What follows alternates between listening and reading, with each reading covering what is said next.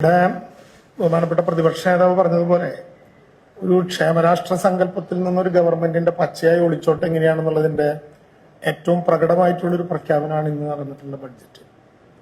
നേരത്തെ പറഞ്ഞതുപോലെ സ്വകാര്യവൽക്കരണം, ഭൂമി കച്ചവടം, പിന്നെ കുറച്ച് വാചക കസർത്ത്, ഇതൊക്കെ കൂടിയാൽ ബഡ്ജറ്റ് പൂർണ്ണമാകും. നേരത്തെ ബഹുമാനപ്പെട്ട പ്രതിപക്ഷ നേതാവിനോട് നിങ്ങൾ ചോദിച്ചതുപോലെ ക്ഷേമ പെൻഷൻ 3000 ആക്കിയില്ലെന്ന് മാത്രമല്ല, കൊട്ടിഘോഷിച്ചുകൊണ്ട് അവതരിപ്പിച്ച ഇന്ദിരാ ഗ്യാരണ്ടികളിൽ KSRTC ഒഴിച്ചൊന്നും പ്രാബല്യത്തിൽ വരാനുള്ള സാമ്പത്തികമായൊരു നിർദ്ദേശവും ഇതിനകത്തില്ല.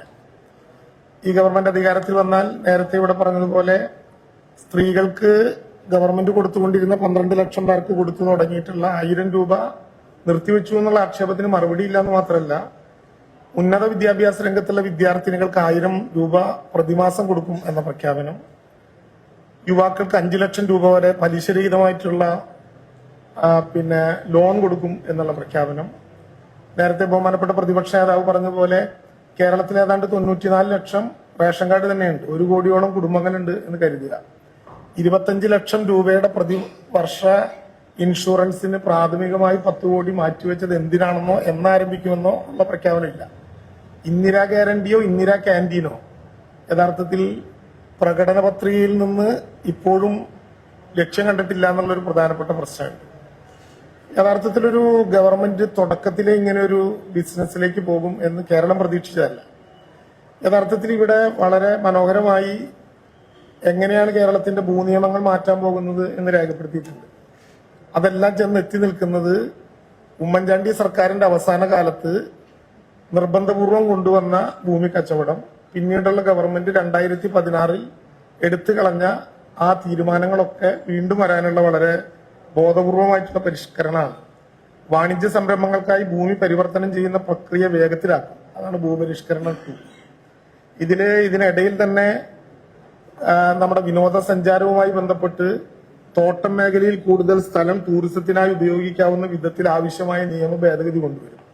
യഥാർത്ഥത്തിൽ ഭൂപരിഷ്കരണ നിയമത്തിൽ ഉമ്മൻചാണ്ടിയുടെ ഗവൺമെന്റ് ഉള്ള കാലത്ത് തന്നെ 5% മറ്റാവശ്യങ്ങൾക്ക് വിനിയോഗിക്കാൻ അതിന്റെ എക്സംഷൻ കൊടുക്കുന്ന 81(4) പ്രകാരം ഒരു ഭേദഗതി നേരത്തെ ഉണ്ടായിട്ടുള്ളതാണ്. എന്നാൽ 81(4) പ്രകാരം ഉമ്മൻചാണ്ടിയുടെ ഗവൺമെന്റ് ഉണ്ടാക്കിയ നിയമപരമായ ഭേദഗതി, പ്രസിഡന്റിന്റെ കൺസെന്റ് ഉള്ളൊരു നിയമമാണത് എന്ന് നിങ്ങൾക്ക് എല്ലാവർക്കും അറിയാം.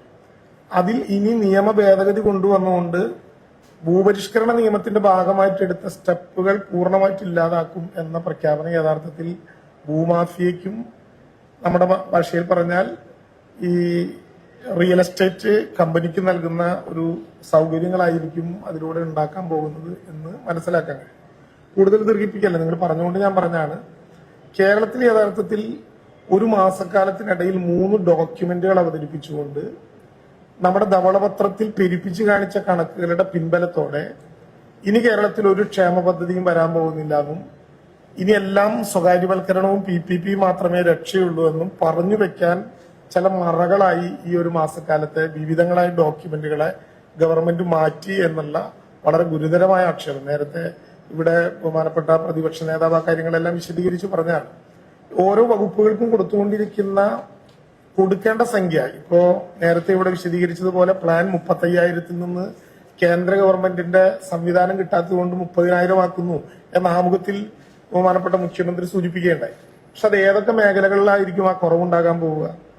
ഏറ്റവും പ്രധാനമായിട്ട് കേരളം ആശ്രയിക്കേണ്ട ഒരു മേഖല കൃഷിയാണ്. കൃഷിക്ക് കഴിഞ്ഞ ഗവൺമെന്റിന്റെ കാലത്ത് നമ്മൾ നീക്കിവെച്ചത് 2071,95 ലക്ഷം രൂപയാണ്. ഞാൻ ഒറ്റ ഉദാഹരണം പറഞ്ഞാണ്, ഒരു വകുപ്പിന്റെ മാത്രം. അതിൽ കേന്ദ്രത്തിൽ നിന്ന് ലഭ്യമാകുമെന്ന് പ്രതീക്ഷിക്കുന്നത് 234 കോടിയാണ്. അത് കുറച്ചാലും ആ കേന്ദ്രത്തിൽ നിന്ന് ലഭ്യമാകും എന്ന് കരുതുന്ന മാച്ചിങ് ഗ്രാന്റുകൾ ഉൾപ്പെടെ കൊടുക്കേണ്ട തുക അങ്ങ് കിട്ടില്ല എന്ന് വെച്ചാലും കേരളത്തിന്റെ തനത് പ്ലാനിൽ നിന്ന് 1837 കോടി 22 ലക്ഷം രൂപ കൃഷിക്ക് വേണ്ടി മാറ്റിവെച്ചിട്ടുണ്ട് കഴിഞ്ഞ ബഡ്ജറ്റിൽ. അത് ഫുൾ ബഡ്ജറ്റാണ്, പാസ്സാക്കിയതാണ് കേരളത്തിന്റെ നിയമസഭ. അതിന് ഓൾട്ടർനേഷൻ കൊണ്ടുവരുമ്പോൾ കേരളത്തിന്റെ പ്ലാനിൽ 1837 കോടി മാറ്റിവെക്കുകയും സർക്കാരിൽ നിന്ന് കേന്ദ്രത്തിൽ നിന്ന് 234 പ്രതീക്ഷിക്കുകയും ചെയ്ത് 2071 കോടി രൂപ മാറ്റിവെച്ച കൃഷിക്ക് ഇപ്പൊ കൊടുക്കാൻ തീരുമാനിച്ചിട്ടുള്ളത് 1534 കോടി രൂപയാണ്. ഏത് മലയോര സംരക്ഷണത്തിന്റെ രാഷ്ട്രീയവും കഥയാണ് ഇവിടെ പറയുന്നതെന്ന് നമുക്ക് മനസ്സിലായില്ല. ഇപ്പോ ചില വാചാടകങ്ങളുണ്ട് ഇതിനകത്ത്. മലയോര കർഷകരെ ആകെ സംരക്ഷിക്കാൻ വേണ്ടി മലയോര ക്ഷേമം എന്നൊരു ഹെഡിങ് ഉണ്ടാക്കിയിട്ട് അതിലങ്ങ് ഒരു പ്രസംഗമാണ്. മലയോര മേഖലയിൽ പട്ടയ വിതരണത്തിന് തടസ്സമായിട്ടുള്ള എല്ലാ പ്രശ്നങ്ങളും സമയബന്ധിതമായി പരിഹാരം കാണും. സുപ്രീം കോടതിയിലെ CHR കേസ് 1964 റൂള്, പട്ടയ വിതരണവുമായി ബന്ധപ്പെട്ട ഹൈക്കോടതിയിലെ കേസ് എത്രയും പെട്ടെന്ന് പൂർത്തീകരിക്കാൻ സർക്കാരിന്റെ ഭാഗത്തു നിന്നുള്ള നടപടികൾ വേഗത്തിലാക്കി കർഷക താല്പര്യം സംരക്ഷിച്ച് പട്ടയ വിതരണം പുനഃസ്ഥാപിക്കാൻ നടപടി സ്വീകരിക്കും.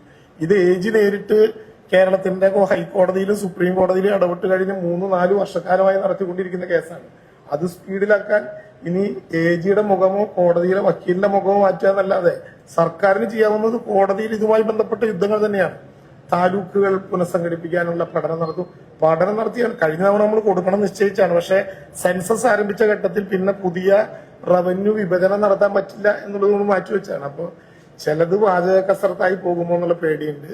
സ്വകാര്യവൽക്കരണമാണ് ഗവൺമെന്റിന്റെ മുഖമുദ്ര എന്ന് ഏറ്റവും വേഗത്തിൽ പ്രഖ്യാപിച്ചു.